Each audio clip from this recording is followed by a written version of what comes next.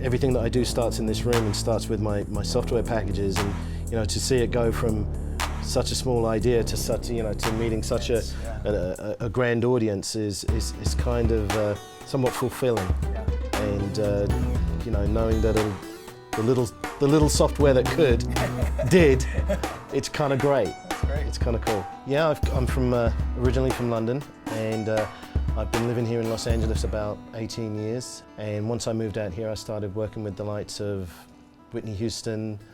I produced the David Bowie album before I actually moved out here. Little known artists, not the big guys. Right? Not the big guys. And then I went on to work with some of America's the biggest artists in America, like Faith Hill and Will Smith and Anastacia. I mean, the list is long, but can't remember them all right now.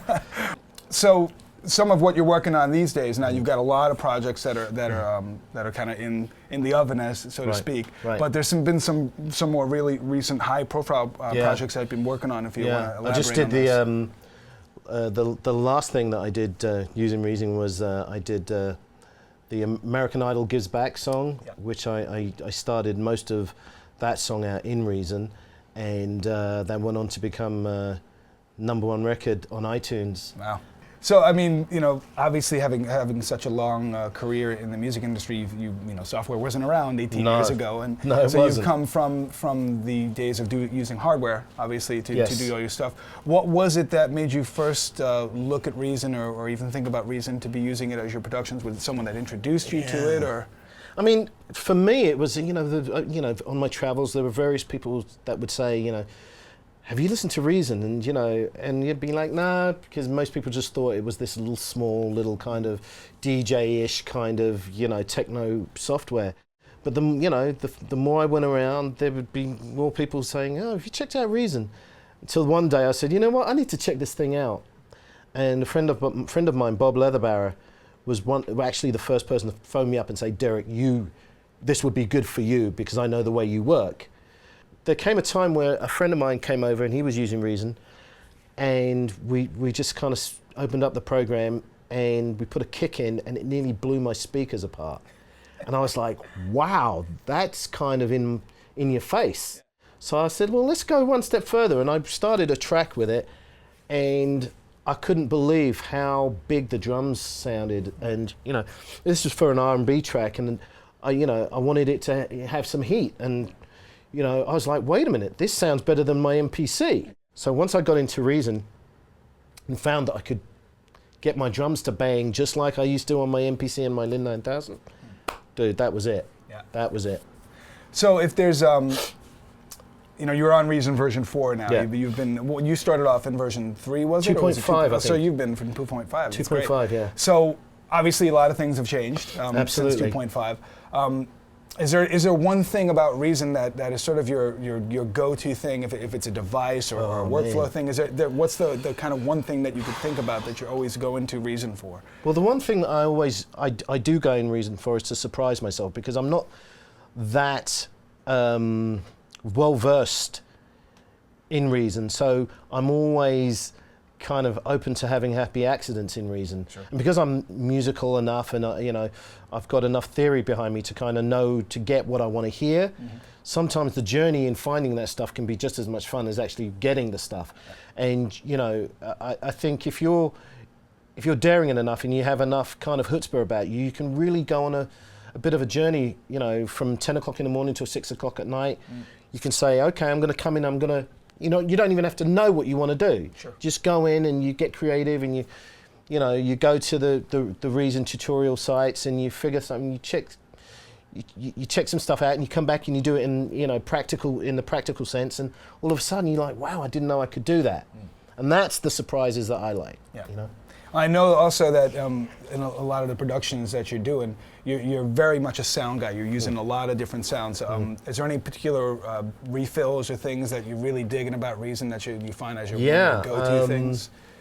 Gosh, yeah. There's a I love the Miroslav strings. I love all the drum stuff in Reason. I can't really put my finger on all of them. Well, you've got a lot. I've noticed. I've got a lot of stuff, and you know, it's just, for the creative process for me, it really allows me to be daring.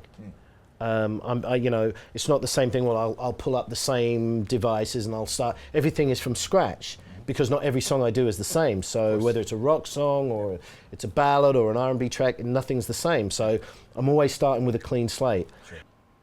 So this is kind of one of the ideas I'm working on right now for a new project that I'm doing. And usually how I start is, you know, it can vary. I can either start with a piano part or an acoustic guitar part, and on this track it's kind of full right now, but I'll show you what I'm doing on the drums and bass right now, and here we go.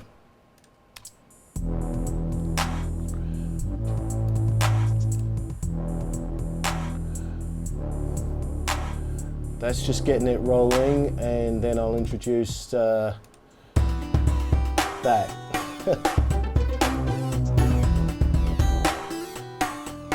What I love about Reason is that as hard as you can make the drums is as musical as you can make some of the sounds.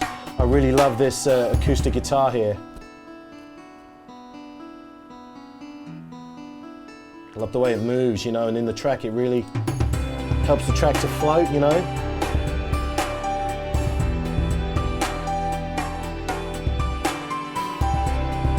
This sounds really full, you know, without being too overpowering, which I think is really important.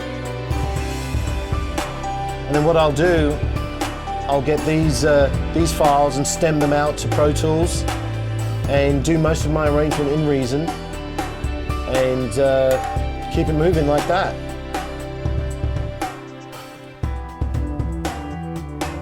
Yeah.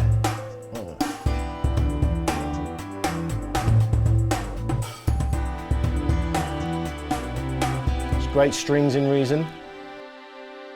I'd like to become a professor of Reason, but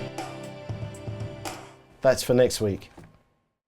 I've used Reason for country, I've used Reason for R&B, for rock. Wow. I mean, I've used it for everything. Not techno. Not techno. Not one techno song in sight. Exactly.